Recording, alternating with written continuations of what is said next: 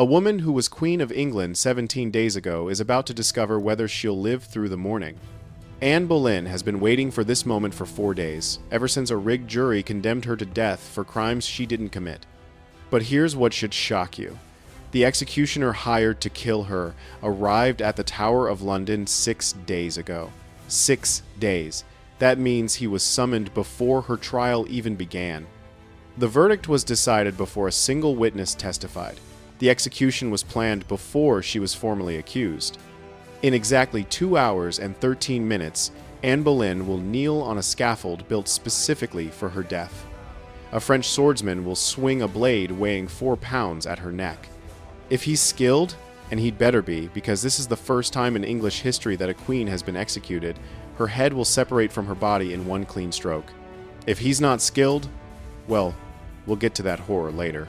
But first, you need to understand that everything about Anne's final hours was calculated political theater designed to destroy not just her body, but her legacy, her daughter's future, and any woman who might dare to challenge male power in the Tudor court.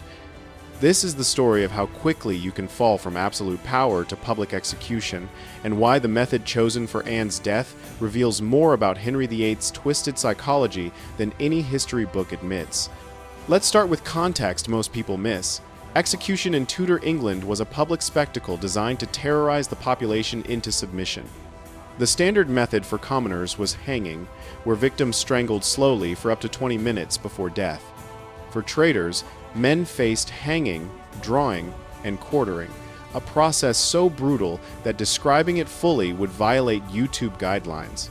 Let's just say it involved being cut down from hanging while still alive, then having your internal organs removed and burned in front of you before final beheading and dismemberment. For women convicted of treason, the standard method was burning alive, not a quick death. Burning could take 15 to 30 minutes depending on wind conditions and wood quality. Victims often suffocated from smoke inhalation before the flames consumed them, but not always. Sometimes they remained conscious, screaming, as their skin blistered and charred. This was the legal penalty Anne Boleyn faced as a woman convicted of treason against the king. So when Henry VIII's execution warrant specified that Anne would be beheaded by sword instead of burned, Tudor propagandists framed this as extraordinary mercy. The document literally states, "We, moved by pity, not wishing the Lady Anne to be burned, direct the constable of the Tower that on the green within the Tower of London, the said Anne shall have her head cut from her body. Mercy." That word should make you furious, because here's what it really meant. Beheading by axe, the standard method for nobility, was itself frequently botched. The executioner's axe weighed about 8 pounds, with a blade deliberately kept somewhat dull, because a razor-sharp edge could glance off bone instead of cutting through. Executioners aimed for the gap between vertebrae, but accuracy varied wildly. Mary Queen of Scots required 3 blows 15 years after Anne's execution. The first blow struck the back of her head. The second blow still didn't fully sever the neck. Only the third blow completed the job, requiring sawing through remaining tissue. The Countess of Salisbury in 1541 experienced even worse. The inexperienced executioner missed entirely on the first swing, striking her shoulder. She stood up and tried to run. Guards had to restrain her while the executioner chased her around the scaffold, hacking at her neck and head repeatedly. Eyewitnesses counted 11 blows before she finally died. 11. Let that sink in. This wasn't ancient history or foreign barbarism. This was England under Henry VIII, the same king now being praised for his mercy toward Anne. So Henry chose a sword instead. Swords, when wielded by skilled executioners, could indeed achieve single-stroke decapitation. The blade's slicing motion combined with its length and speed generated enough force to cut through vertebrae cleanly, but this required an expert. England didn't have sword executioners. They had to import one from France. Which brings us back to that damning timeline. The French swordsman was summoned from Saint-Omer in northern France. Let's do the math. That proves Anne's trial was pure theater. A messenger would need to travel from London to Dover, approximately 80 miles, taking roughly 2 days by horse, then cross the English Channel, weather permitting, another day. Then ride from Calais to Saint-Omer, about 30 miles, half a day. That's 3 days minimum to deliver the summons.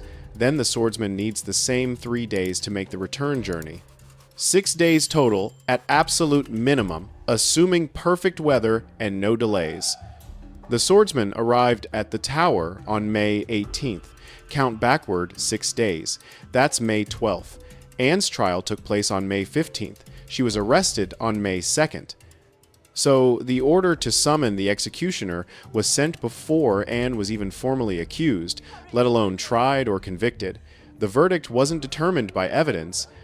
It was decided by Thomas Cromwell and Henry VIII before the charade began. Every witness who testified against Anne, every juror who voted guilty, every legal proceeding that appeared to weigh evidence fairly, all of it was predetermined theater. The French swordsman's travel schedule is the smoking gun that proves it. Anne never had a chance. Her fate was sealed the moment Henry decided he wanted Jane Seymour and needed Anne eliminated. Everything else was just paperwork and performance designed to make regicide look like justice. Now let's talk about the psychological torture of Anne's final days, because the physical execution was just the finale of sustained mental torment. Anne was tried on May 15th and convicted that same day. The sentence was death, to be carried out at the king's pleasure. That phrase is crucial because it meant Anne had no idea when execution would occur. She was told to prepare for death, but the specific timing was deliberately kept vague to maximize psychological suffering. May 17th, morning. Anne is told she'll be executed that day. She receives final communion, says farewell to her ladies, and waits. Hours pass. Nothing happens. Evening arrives. Suddenly, she's informed the execution is postponed until the next day. Why? Official records claim they needed to clear unauthorized people from the tower, but Anne didn't know that. She spent an entire day believing she would die, preparing mentally and spiritually, only to have that certainty yanked away. May 18th, morning, the same scenario repeats. Anne receives communion again, certain this is her final morning. She waits. Hours pass. Again, nothing happens. Again, evening brings postponement until the following day. Imagine the psychological devastation. You've accepted death, made peace with it, said your goodbyes. Then you're told to wait another day, then another. Each postponement resurrects desperate hope that maybe, somehow, Henry will change his mind, then crushes that hope again. This wasn't accident or logistics. This was deliberate cruelty. Sir William Kingston, Constable of the Tower, documented Anne's mental state in letters to Thomas Cromwell. He wrote, "I have seen many men and also women executed, and all they have been in great sorrow. But, to my knowledge, this lady has much joy and pleasure in death." That description has confused historians for centuries. How could Anne show joy facing execution? The answer reveals her psychological state after days of torture. Anne wasn't experiencing joy. She was experiencing the emotional numbness and dissociation that accompanies severe trauma. Her laughter and apparent cheerfulness were coping mechanisms, her mind protecting itself from unbearable reality by disconnecting emotion from circumstance.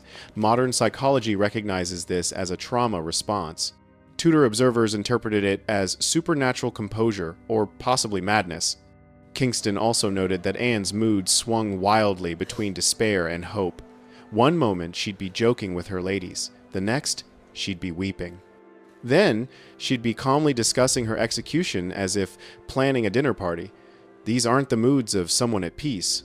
These are the moods of someone whose mind is fragmenting under intolerable stress.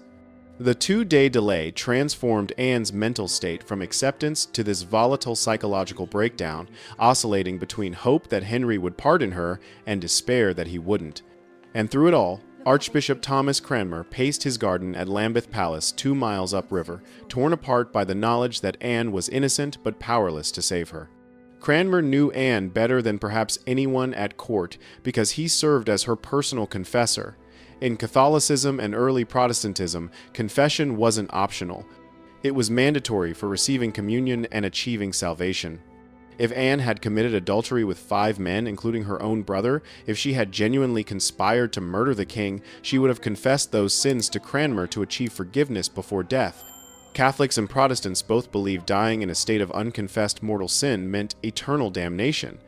Anne was deeply religious. She wouldn't risk her immortal soul by refusing to confess genuine sins. Cranmer knew this, so when Anne maintained her innocence to him privately, he believed her, absolutely. Yet Cranmer had already granted Henry's request to annul the marriage 3 days prior, declaring it null and void from the beginning.